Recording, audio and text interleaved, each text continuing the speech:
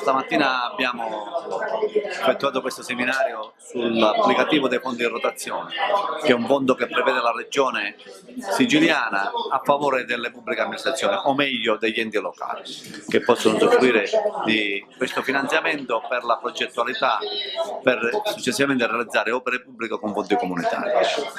Questo permette quindi al Comune di aver anticipato le somme per la progettazione esecutiva o definitiva o comunque per poter accedere ai fondi comunitari. Abbiamo visto una forte partecipazione da parte delle amministrazioni comunali,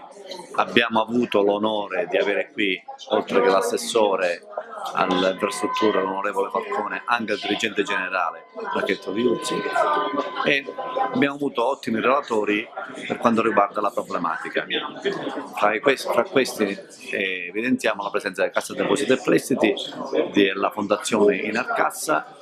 che anche loro permettono di avere questi mutui a favore della progettazione. Noi chiediamo ai comuni di investire, di mettere in campo tutte le proprie risorse, soprattutto professionali, ma altrettanto la Regione, il governo Musumeci sta facendo dal proprio canto un altro intervento molto significativo, che è quello di mettersi al servizio degli enti locali, che siano comuni e province. Lo abbiamo fatto col fondo di rotazione, lo faremo con altre iniziative, quali ad esempio bandi di gara che riguardano i centri storici, i parcheggi per i comuni al di sopra dei 30.000 abitanti, per la viabilità, per la ristrutturazione e la messa in sicurezza di molti degli edifici pubblici. Insomma, noi riteniamo che un assessorato alle infrastrutture debba essere servente per i comuni, servente per gli enti sovracomunali, quali liberi consorzi e città metropolitane, per trovare e riuscire a dare un giusto impulso ad un'economia stagnante e per rilanciare appunto il nostro territorio.